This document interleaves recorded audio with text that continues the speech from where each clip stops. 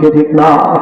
আরে আমাদের মুরব্বী ছিলেন, আকাবির ছিলেন আল্লামা রশিদ আহমদ গঙ্গোহী রাহমাতুল্লাহি আলাইহি, যিনি ফতোয়া রশিদিয়া লিখতেন, যার কথাটাই ছিল ফতোয়া, যার কথাটাই ছিল ফতোয়া, যিনি বলতেন যা বলতেন ওইটাই ফতোয়া, ওইটাই কিতাবের ভিতরে লিপিবদ্ধ করা হয়েছে ফতোয়া রশিদিয়া।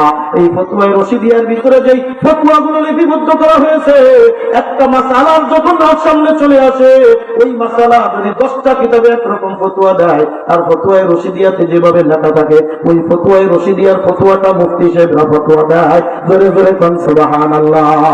এই আল্লাহর বুজুর্গ আল্লামা রশিদ আহমদ গঙ্গোহী রাহমাতুল্লাহি আলাইহি আমার মাওলার যখন জিকির করতে, বাগারপাড়ার মুসলমান কলিজার টুকরা যুবক ও আমার মুরব্বী বাবাজিরা রে, কিতাবের ভিতরে লেখে আল্লামা রশিদ আহমদ গঙ্গোহী রাহমাতুল্লাহি আলাইহি 360টা জোড়া টাস টাস করে দিয়েছে। 360টা জোড়া খুলিয়া আল্লাহর নূর জমিনের ভিতরে, ওই ঘরের ভিতরে মজা পড়ে যাইত, ওই জমিনে ওই ঘরের ভিতরে চলে আসতো। আল্লামা রশিদ আহমদ গঙ্গোহী রাহমাতুল্লাহি আলাইহি যখন তিনি জিকির করতে, গাছপালা তুল্লতার সাথে জিকির করতে, বান্দারে আল্লাহর জাকিরিন শাকিরিন বান্দা কত বড় মজা। বেশি দূরে না, বেশি দূরে না, এই তো আপনাদের যশোরের লিচুতলা মাদ্রাসার নাম শুনেছেন, আছেন না? দেখেন না, যশোরের লিচুতলা মাদ্রাসার এক সময় মহতামিম ছিলেন আল্লামা আলী হুসাইন সাহেব রাহমাতুল্লাহি আলাইহি। বড় একজন বুজুর্গ মানুষ ছিলেন। কত বড় বুজুর্গ জানেন? ওনার হার্ট একটু প্রবলেম দেখা দিল। আমার নিজের কানে, হুজুরের মুখ থেকে আমি নিজের কানে শুনেছি। হুজুরের বাড়ি হলো খুলনা বয়রায়, আমি তখন খুলনায় চাকরি করতাম। আমি হুজুরের নিজের কানে এই ঘটনাটা বয়ান করতে শুনেছি রে বাবা।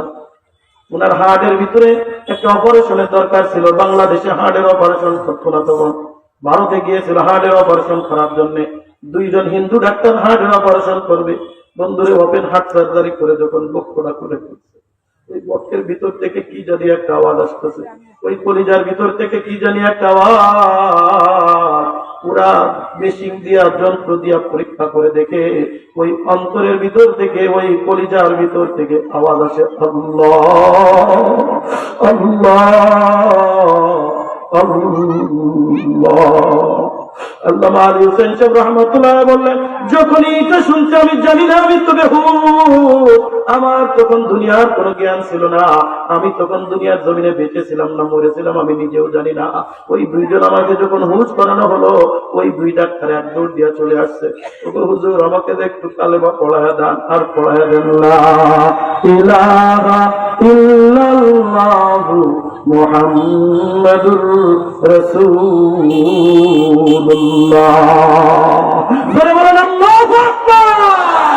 এ বাগারপাড়ার মুসলমান, এ কলিজার টুকরা যুবক, এ আমার মুরব্বী বাবাজিরা রে, কোন দুনিয়ার পিছনে পাগল হয়ে আজকে দুনিয়ার নাজনিয়ামতের ভিতরে পাগল। আমার মাওলার পাগল হইতে পারো নাই, আমার মাওলার একটু আশিক হইতে পারো নাই, আমার মাওলার জন্য পাগল হয়ে দেখো। এই দুনিয়া কিচ্ছুই নাই, দুনিয়া কিচ্ছুই না। আরে মাশুকু সে क्या मजा है, आशिकू से पूछियो, शाखे गुल में क्या मजा है, बुलबुलू से पूछियो, शाखे गुल में क्या मजा है, बुलबुलू से पूछियो। अल्लाह अल्लाह क्या मुबारक नाम है, अल्लाह अल्लाह आशिकू क्या काम है, अल्लाह अल्लाह आशिकू क्या काम है। जन्नत दोज़ख से या रब क्या करो, आरज़ू है मैं तुझे देखा करो। अल्लाह अकबर। जन्नत दोज़ख से या रब क्या करो, आरज़ू है मैं तुझे देखा करो। पूरे गिलमन जैसे नेमत है तू, उससे नेमत दीदारे को दाए तू, उससे नेमत दीदारे को दाए तू। चित्कार मेरे बोलें अल्लाहु अकबर। আল্লাহ পাক রব্বুল আলামিন বলেন, দুনিয়ার মানুষ তোমরা যদি ইমানদার হতে চাও, দ্বিতীয় নম্বর তোমরা যে গুণটা অর্জন করবা, ওয়া ইযা তুলিয়াত আলাইহিম আয়াতুহু যাদাতুহুম ঈমানা। যখন তোমাদের সামনে কোরআন তেলাওয়াত করা হয়, অথবা যখন তোমরা কোরআন তেলাওয়াত করো, তোমাদের সামনে কোরআনের কথা বলা হয়, অথবা যখন তোমরা কোরআনের আলোচনা শোনো, তোমাদের ইমানের ভিতরে নূর বৃদ্ধি পাইতে থাকবে, ইমান বৃদ্ধি পেতে থাকবে, ইমানের ভিতরে আলাদা একটা জজবা তৈরি হয়ে যাবে। বান্দা, যদি তোমার কাছে কোরআন তেলাওয়াত ভালো না লাগে, এই কোরআনের মাহফিল তোমার কাছে ভালো না লাগে, এই কোরআনের মাদ্রাসা তোমার কাছে ভালো না লাগে, এই কোরআনের আলেম তোমার কাছে ভালো না লাগে, এই দিন যদি তোমার কাছে ভালো না লাগে, তুমি যতই নামাজ পড়ো না কেন, তুমি যতই ইবাদত করো না কেন, তুমি যতই বন্দেগী করো না কেন, আল্লাহর কসম করে বলি, তুমি আল্লাহর দরবারে ইমানদার হইতে পারো না, তুমি আল্লাহর দরবারে ইমানদার হইতে পারো না। এই কারণে বান্দা কোরআনের পক্ষে থাকা দরকার আছে না নাই? কোন কোরআন, কোন কোরআন? যে কোরআনের সংস্পর্শে আইসা আল্লাহ রাসূলের জলিল কদর সাহাবী হযরত ওমর ফারুক রাদিয়াল্লাহু তাআলা কোরআনের সংস্পর্শে আইসা কোরআনের আয়াত তেলাওয়াত কইরা ইসলাম গ্রহণ করতে। আল্লাহু আকবার। আল্লাহর নবী রাতে গভীর রজনীতে, আল্লাহর নবী গভীর রজনীতে দোয়া করতেছে, আল্লাহ আবুল হিকাম তথা আবু জাহেলের মাধ্যমে অথবা উমর বিন খাত্তাবের মাধ্যমে ইসলামের নূরকে প্রজ্বলিত করো। কারণ তারা ছিল মক্কার ভিতরে সব থেকে বড় লিডা, তাদের সামনে আসার সাহস কেউ করতো না। আল্লাহ পাক রব্বুল আলামিন হযরত ওমরের জন্য দোয়াটা কবুল করে নিলেন। দারুল নদওয়ার ভিতরে কাফিরেরা বৈঠক বসিয়ে দিয়েছে, সবাই পরামর্শ করতেছে, মাশওয়ারা করতেছে। নবী মুহাম্মাদের কোরআন তেলাওয়াত যখন মানুষ শুনে, এই কোরআন তেলাওয়াতের ইশকে ও মহব্বতে পড়িয়া মানুষ তো দ্বীনের পথে চইলা যায়, মানুষ তো ইসলামের পথে চইলা যায়, মানুষ তো কোরআনের পথে চইলা যায়, মানুষ তো ইসলাম গ্রহণ করা শুরু করে। কি করা যায়, কি করা যায়? তো তাকে তো দেশান্তরিত করলাম, কোন লাভ হলো না। হাতেমে কাবার মধ্যে তাকে কত মিটাইলাম, তাও কোনো কাজ হইল না। শিহাবে আবি তালেবের মধ্যে 3টা বছর পর্যন্ত কারাবন্দী করে রাখলাম, তাতেও তো কোনো কাজ হইল না। কি করা যায়, কি করা যায়? একজন ডাক দিয়ে বলে, একটা কাজ করো, একটা কাজ করো, মোহাম্মদকে গ্রেফতার করো বলে করলাম, তাও তো কাজ হলো না। শয়তান নাসদের একেবারে বড় শাইখ সাইদা দারুল নদওয়ার ভিতরে ঘরের ভিতরে ঢুইকা গেছে। এই তুমি কে, তুমি কে বলে, আমারে তোমরা চিনবা না, আমি হলাম তোমাদের বস, আমার নাম হলো শয়তান, আমার নাম হলো আজাজিল। তাহলে তুমি কেন আসছো? বলে তোমাদেরকে একটা পরামর্শ দেওয়ার জন্য আসছি। বলে কি পরামর্শ বলো? বলে একটাই কাজ, যদি মুহাম্মাদের হাত থেকে তোমরা বাঁচতে চাও, তবে মুহাম্মাদকে হত্যা করা ছাড়া কোনো উপায় নাই। জোরে জোরে কন্যা নাউযুবিল্লাহ। बुजुर्गी की नहीं हमको जरूरत, गुलाम अपना बना ले ऐ खुदाया, गुलाम अपना बना ले ऐ खुदाया, तू कुजाए सुन्नत अहमद कुजा, बा मोहम्मद कई बुवद निस्बत तुरा, बा मोहम्मद कई बुवद निस्बत तुरा। जरे करना अल्लाहु अकबर। बिलालेर गले घंटा बाजবে কেন? নবী মুহাম্মদের কল্লা কে বিখণ্ডিত করবে? ইতিমধ্যে ওমর দরজায় কারাগার করছে, তখন ইসলাম ধর্ম গ্রহণ করে নাই। ডাক দেওয়ার আমি উমর বিন খাত্তাব বলে, হ্যাঁ তোমারই তো খুঁজতেছিলাম মনে মনে। বলে একটা ফয়সালা হয়ে গেছে, মুহাম্মাদের কল্লা আনা লাগবে। আরবের 100 তাজাউট দেব, 100 নাদুস নদুস ঘোড়া দেব, এবং যত স্বর্ণ মুদ্রা তোমার সব দিব, মুহাম্মাদের কল্লা আনো। বলে এটা তো আমার বাম হাতের খেল। তরবারি নাঙ্গা করে নিয়া রওনা দিয়ে দিছে। অনেক লম্বা চওড়া ঘটনা রে বাজান। হযরত ওমর ফারুক রাদিয়াল্লাহু তাআলার সময় কম সংক্ষিপ্ত আকারে বলে রওনা দিয়ে দিছে, নবী মুহাম্মদকে হত্যা করতে হবে। প্রতিমধ্যে আবু নাঈম সাহাবীর সাথে দেখা। আবু নাঈম ডাক দেওয়া, ওমর কই যাও? বাপ দেখে বুঝতে কোন একটা কাহিনী ঘটাইতে যাচ্ছে। দেখেন না, দুনিয়ার মধ্যে কোন রাগী মানুষ যদি কোথাও যায়, মনে হয় কোন পিটান পিটিন শুরু হয়েছে, মারামারি শুরু হয়েছে। ডাল তরবারি নিয়ে যদি এই মহিরম থেকে বাগারপাড়া বাজারের দিকে যায়, মনে করেন এখানে একটু মনে ভাইজা গেছে। ধরে ঘন্টাটা ঠিক ঠিক না? এ বন্ধু, গভীর মনোযোগ। আবু নাঈম ডাক দিল, কই যাও?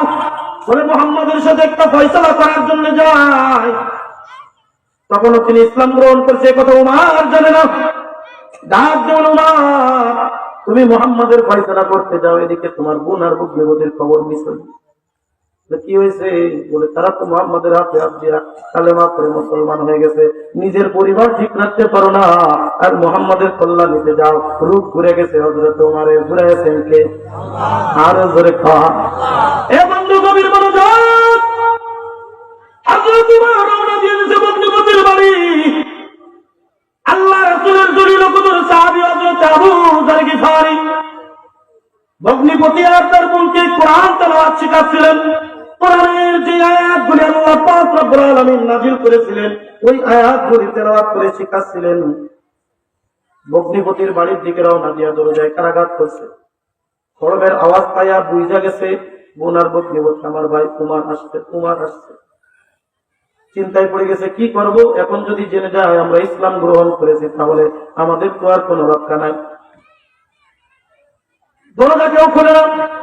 বোন আর ভগ্নিপতি দুইজনই একবার নিষ্ঠুর হয়ে বসে আছে। আবু যর গিফারী খাটের কিনারায় গিয়ে আত্মগোপন করে ফেলল। হযরত ওমর এক লাথি দিয়ে দরজা ভেঙে ভিতরে প্রবেশ করলো। কোনো কথা নাই।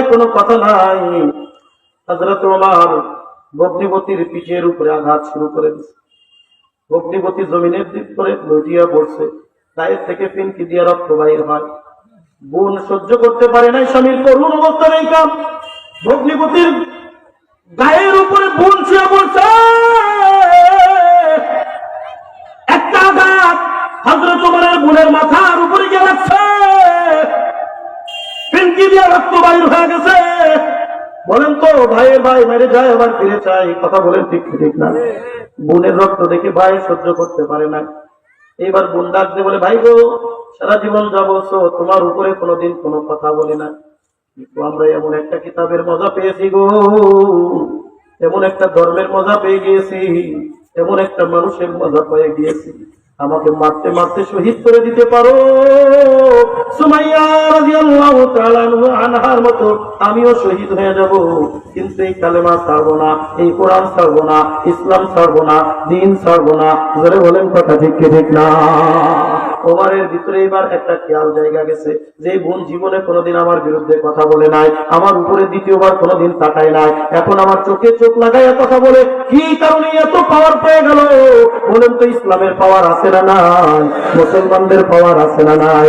এ যুবক মনে রাখো, তুমি যদি একবার সাহস করে একবার নারে তাকবীর আল্লাহু আকবারের ধ্বনি দিয়া একবার যদি সামনে আগায় যাইতে পারো, একজন দুইজন নাই, 1000 2000 নাই, 1 লক্ষ কাফের দিয়ে পড়াইতে বাধ্য হবে। কথা ঠিক না? একবার সামনে আগায় দেখো কাফেররা লেজ গুটিয়ে পালিয়ে যাইবে। হযরত ওমর এবার চিন্তায় পড়ে গেল, বোন আমি যখন তোমার ঘরে আসতেছিলাম গুনগুন করে কি যেন তুমি তেলাওয়াত করতেছিলে, পড়তেছিলা, কি পড়তেছিলে একটু বলা যাবে নাকি? হযরত ওমরের বোন ডাক দিয়ে বলে, না ভাই বলা যাবে না, এটা যদি তুমি পড়তে চাও তুমি এখন নাপাক অবস্থায় আসো, গোসল করে আসো। হযরত ওমর তরবারিটা রেখে দিয়া গোসল করতে চলে গেলেন। গোসল কইরা আসছে, বোনকে জলদি করে দে, কোন কিতাব করে এত পাওয়ার দিয়া দিল? আমার চোখে চোখ রেখা তুই কথা বলা শুরু করে দিছিস, কোন কিতাব করে এত পাওয়ার দিয়া দিল? আমার সাথে তুই টক্কর দিয়া কথা বলিস। হযরত ওমরের বোন তখন ওই কোরআনুল কারীম এরকম 30 পারা করে ছিল না, ওই কোরআনুল কারীম এরকম লিপিবদ্ধ করা ছিল না যে কয়টা আয়াত আল্লাহ রাসূলের উপরে নাযিল হইতো। কাতেব মহিলা যে কয়জন ছিল, ওই কাতেব মহিলা কেউ বা পাতার উপরে, কেউ বা চামড়ার উপরে, কেউ বা কাঠের উপরে, কেউ বা গাছের ছালের উপরে লিপিবদ্ধ করে রাখতেন। আর যারা ইসলাম ধর্ম গ্রহণ করত তাদেরকে কয়েকটা আয়াত তাদের কাছে দিয়া দিতেন, এইগুলা তোমরা পড়ো, কারণ কোরআন তেলাওয়াত করলে একজন বান্দার ভিতরে ঈমান পয়দা হয়ে যায়, একজন বান্দার ভিতরে ঈমানের মজা চলে আসে, একজনের বান্দার ভিতরে ঈমানের স্বাদ চলে আসে। ধরে কোন কথা ঠিক না?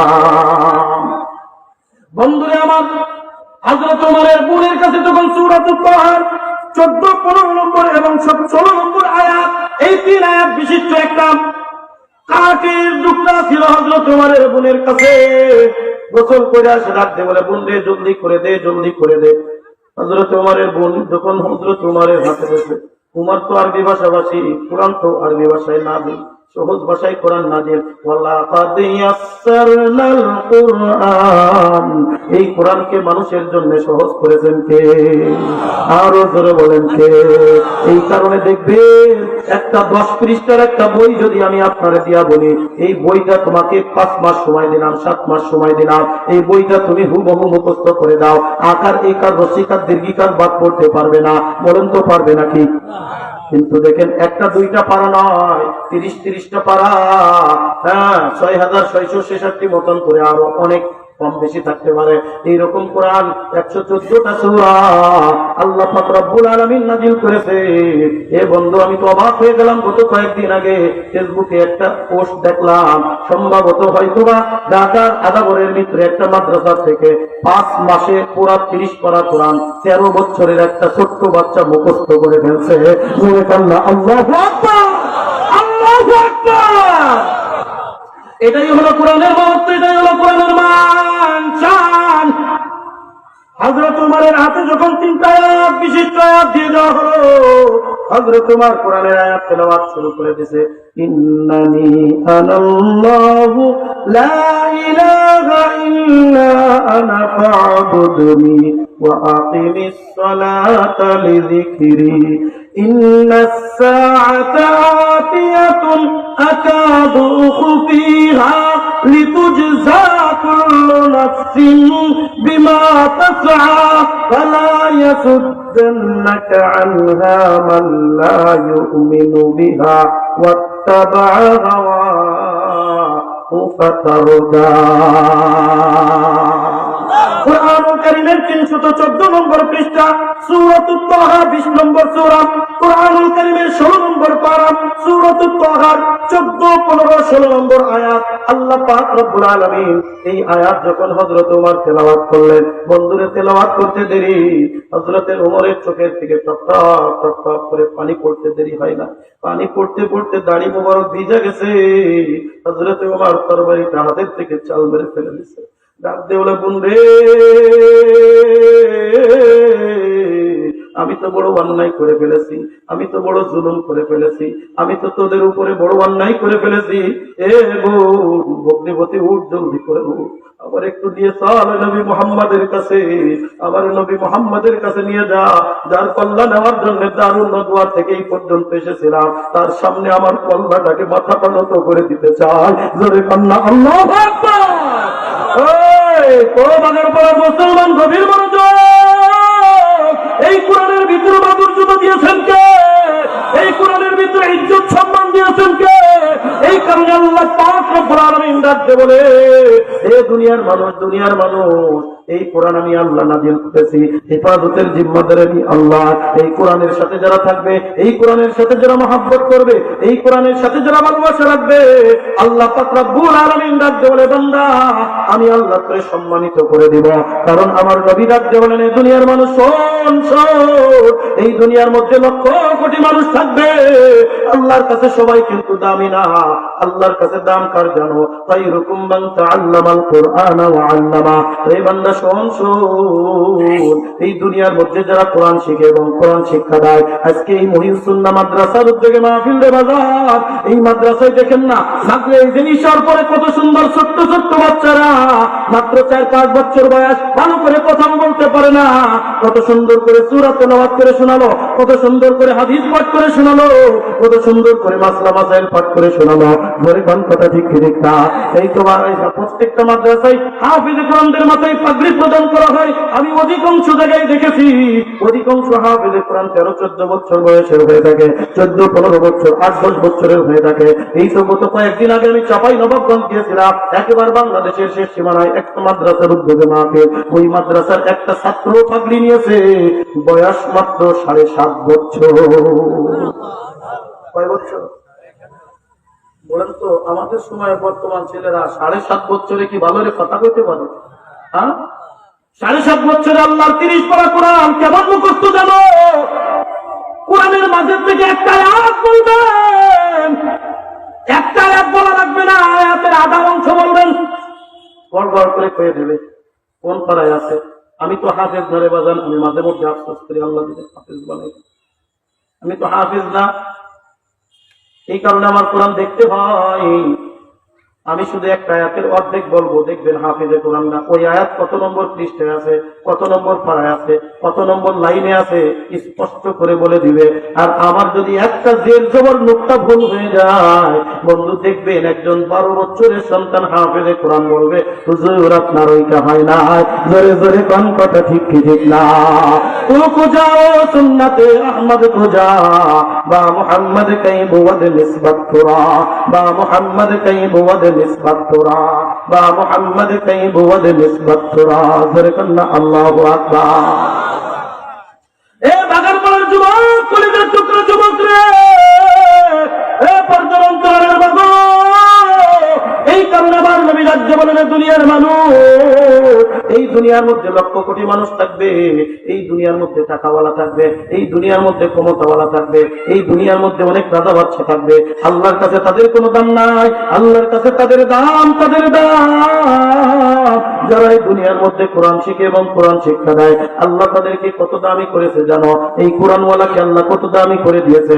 আল্লাহর নবী বলেন, যখন কোন তালেবে ইলম রাস্তা দিয়ে হেঁটে যায়, আল্লাহ পাক রব্বুল আলামিন ওই তালেবে ইলম আল্লাহর কোরআনের হাফেজ যারা কোরআন পড়ে কোরআন শিক্ষা দেয়, কোরআন শিক্ষা করে তাদের সম্মানে আল্লাহ পাক রব্বুল আলামিন ফেরেশতাদের নূরের পাখা পায়ের তলায় বিছিয়ে দেয়। বন্ধুরে আমার, এই দুনিয়ার জমিনের মধ্যে আমরা হাফেজ কোরআনকে মূল্য দিতে চাই না। অনেকেই ডাকতে বলে, এই তোর সন্তানদের মাদ্রাসায় পড়ে খাবে কি? কয় কি পায় না?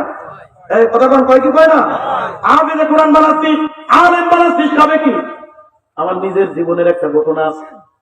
আমার বাড়ি কিন্তু এখান থেকে বেশি দূরে না, শালিকা থানার আলপাড়া সীমাখালী থেকে একটু ভিতরে নাগোসা গ্রাম, হয়তো অনেকেই চিনবেন। আমি নাগোসাই মক্তব থেকে শুরু করে মিজান পর্যন্ত লেখাপড়া করেছি। আল্লাহর খাস রহমত, ব্রেন এতটা কম ছিল না, ক্লাসের ভিতরে প্রায় 1 অথবা 2 এর মধ্যে থাকতাম। আমার সাথে আর একটা ছাত্র লেখাপড়া করতো, ওই ছাত্রটার নাম ছিল হাবিবুল্লাহ। তার বাপ একজন স্কুল মাস্টার, মাওলানা, ধর্মীয় শিক্ষক ছিল আমাদের নাগোসা হাই স্কুলের ধর্মীয় শিক্ষক।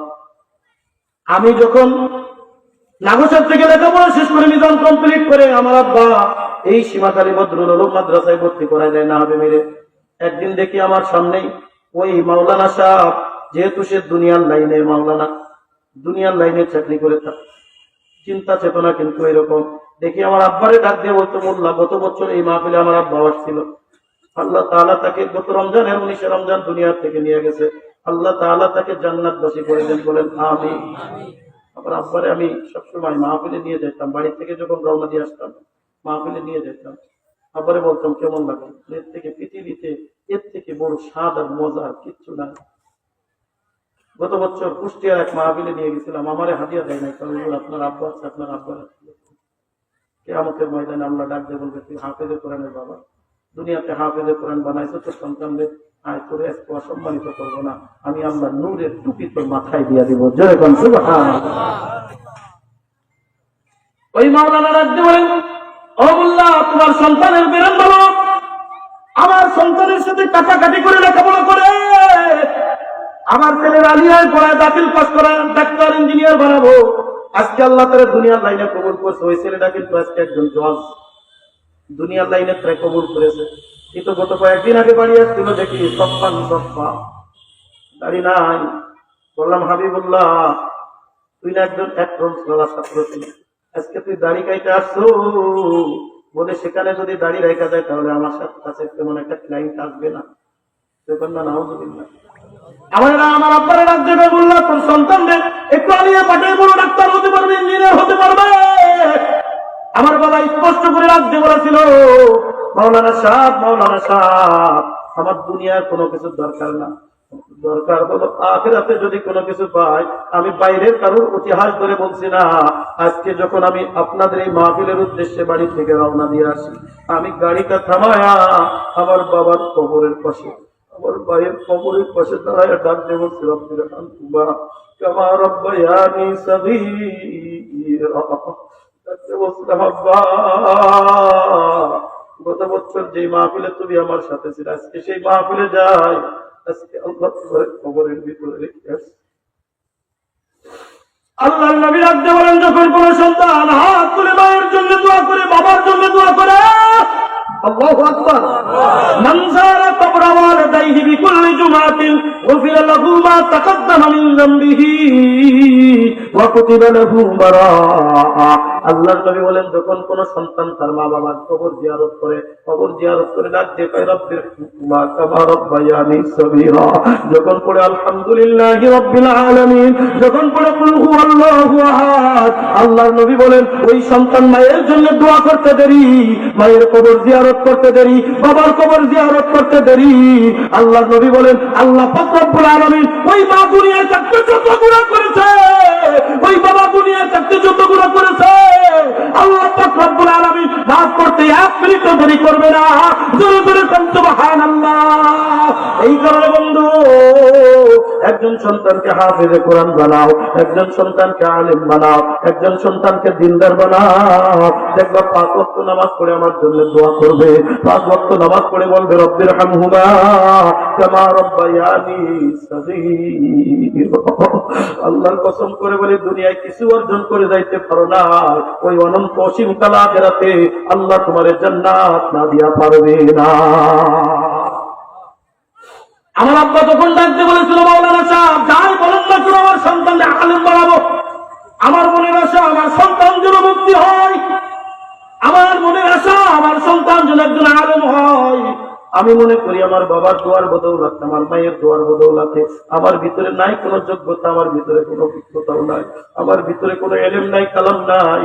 এ বন্ধু, এই যে আজকে আপনাদের সামনে চেয়ারে বসে কথা বলছি, আমার স্পষ্ট মনে পড়ে আমার মা একদিন রাত্রে দেখি ঈশার নামাজ পড়ে আমি যখন বাড়িতে যাই, আমার মা জায়নামাজের উপরে বসিয়া এইরকম আল্লাহর দরবারে হাত দোকানে উপরের দিকে উঠে ডাক দে, বল আল্লাহ আমার নুরুল ইসলামরে মুফতি বানায়ো, আর মনুরুল ইসলামরে একটু বক্তা বানায়ো, তার নামটা যেন মাইকে মাইকে ঘোষণা করে।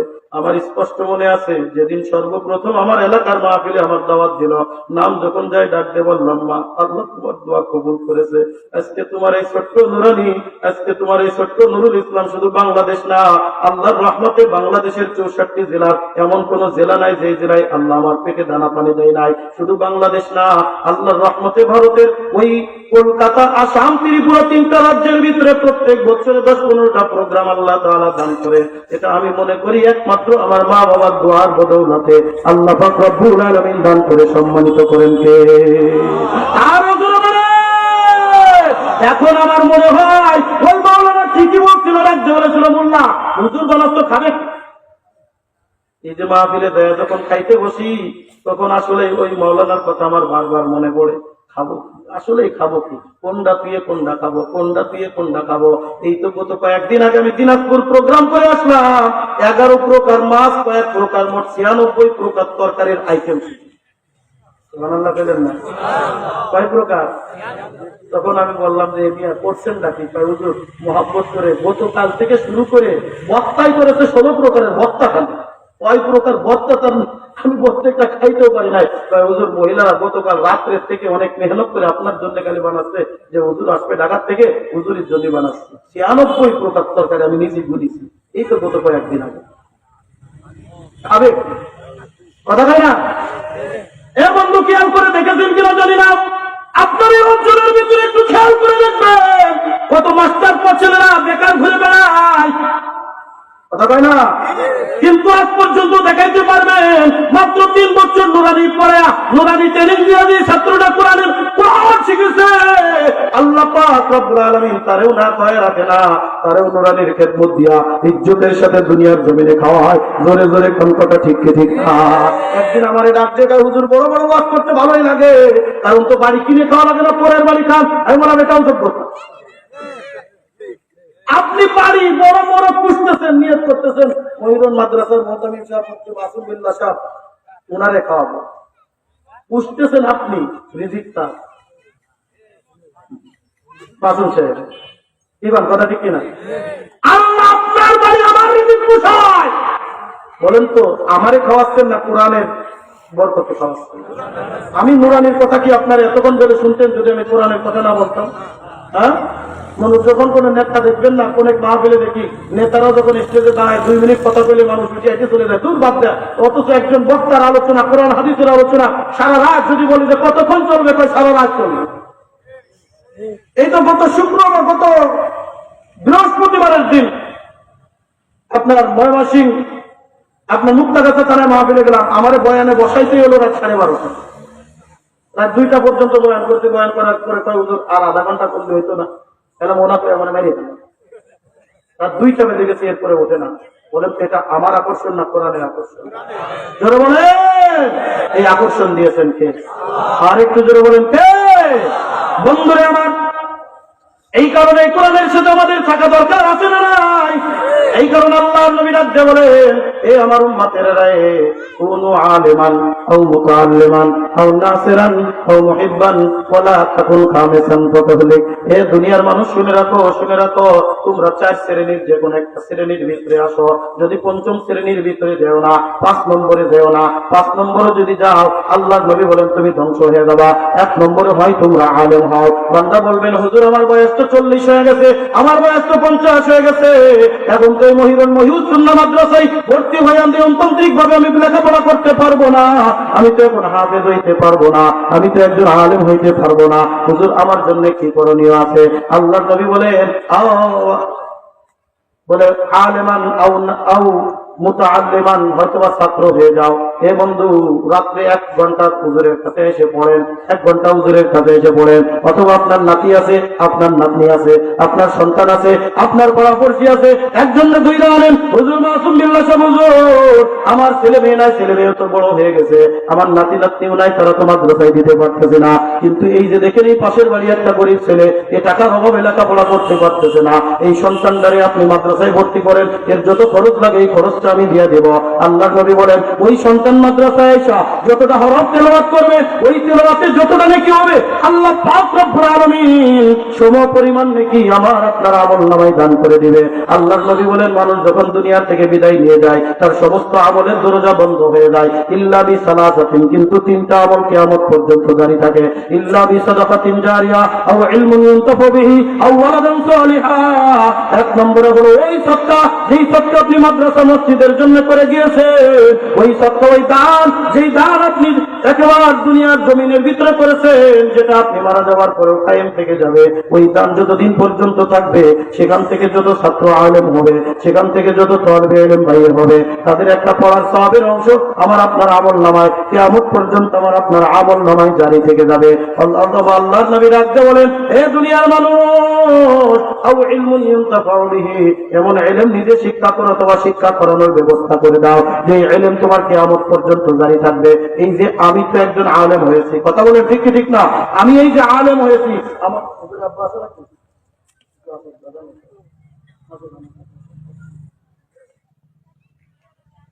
চিনেন চিনেন তিনি আমার উস্তাদের আব্বা, তিনি আমার উস্তাদের আব্বা মুফতি খলিলুর রহমান সাহেব সীমাখালী মাদ্রাসায় যে বছর আমি প্রথম আসি, ওই বছর খলিলুর রহমান সাহেব ছিলেন, ইব্রাহিম খলিল সাহেব। এরপরে পড়া মাদ্রাসায় গিয়ে অ্যাক্সিডেন্ট করে আল্লাহ শাহাদাতের মওত থেকে দান করছেন, আল্লাহ তার জান্নাতবাসী করে দেন বলেন আমিন। অর্থাৎ আপনাদের এলাকার সন্তান আমার উস্তাদ, আমার এই ইলমের মধ্যে তার একটা অবদান আছে না নাই? কথা বলেন, আমার এই ইলমের মধ্যে তার একটা অবদান আছে। ওই খলিল ইব্রাহিম খলিল সাহেব আমার ঘরে রেখে গেছে। এইরকম আমার হাজার হাজার আমার ছাত্র, আমি গোপালগঞ্জ যেখানে বুখারী পড়াই, প্রত্যেক বছরে 20 থেকে 25 জন ছাত্র সেখান থেকে পাগড়ি নিয়ে দাওরা কমপ্লিট করে সেখান থেকে মাওলানা শেষ করে যাই। আবার এই যে সীমাখালী মাদ্রাসায় আমি প্রতিদিন নিয়মিত ক্লাস করি, এখান থেকে মহিলা মাদ্রাসা, মহিলা শাখা যেহেতু আপনার দাওরা পর্যন্ত, এবছর 22 জন ছাত্রী সীমাখালী বদরুল উলুম মাদ্রাসায় লেখাপড়া করতেছে। শুধু পুরুষ না, মহিলাদের ভিতরেও ইলম চলে যাচ্ছে, আলেমা হয়ে বাইর হয়ে যাচ্ছে। এই যে আমার থেকে যারা বাইর হচ্ছে, এইরকম আমার অনেক ছাত্র আছে যারা আজকে বড় মাদ্রাসার মুহাদ্দিস। আমি গোপালগঞ্জে মাদ্রাসার শাইখুল হাদিস, ওই মাদ্রাসার মুহতামিম হলেন আমার একজন ছাত্র, খুলনায় থাকতে আমার কাছে লেখাপড়া করেছিল। এ বন্ধু, এই যে ইলমের একটা সিলসিলা জারি, আমি দুনিয়ার থেকে বিদায় নিয়ে যাব, আমার সন্তান আমার ইলমের দরজা তাদরিস দিবে, তারা দুনিয়ার থেকে বিদায় নেবে, তাদের সন্তানেরা তাদের ছাত্ররা দেবে। এই যে আমি দুনিয়ার থেকে বিদায় নিব, ইব্রাহিম খলিল সাহেব দুনিয়ার থেকে বিদায় নিছে, কবরে আমি যতটা কথা বলতেছি, আমার যতটা তেলাওয়াত চলতেছে, আমার যদি আল্লাহ তাআলা একটা সওয়াব দান করে, ইব্রাহিম খলিল সাহেব কবরের ভিতরে বৈশা আল্লাহ তাআলা তার সওয়াব দান করতেছে। ওই যে ইব্রাহিম খলিল সাহেবরে আলেম বানিয়েছিল তার বাবা, ওই বাবাও আমার এই কথার প্রত্যেকটা সওয়াবের অংশ পাচ্ছে। এইভাবে চেন অফ কমান্ড এইভাবে চলতেছে। এই কারণে আমরা প্রায় সময় বলি বাজার, এই মাদ্রাসার জন্য যদি আমার আপনার সহযোগিতা থাকে, এই মাদ্রাসার জন্য যদি আমার সহযোগিতা থাকে এবং এটা কিয়ামত পর্যন্ত জারি থাকবে। আল্লাহ পাক রব্বুল আলামিন, আল্লাহর নবী সাল্লাল্লাহু আলাইহি ওয়াসাল্লাম বলে লা তাকুমুস সাআহ, ততদিন পর্যন্ত কিয়ামত জারি হবে না, ততদিন পর্যন্ত ইসরাফিল আলাইহিস সালাতু ওয়াস সালাম সিংহায় ফুৎকার দিবে না, যতদিন পর্যন্ত একজন আল্লাহ বললেওয়ালা এই দুনিয়ার জমিনের ভিতরে থাকবে, ততদিন পর্যন্ত ইসরাফিল আলাইহিস সালাম সিংহায় ফুৎকার দিবে না। কিয়ামত পর্যন্ত আল্লাহওয়ালা লোক থাকবে, কিয়ামত পর্যন্ত আল্লাহর দেখবো, আল্লাহর প্রিয় বান্দারা থাকবে।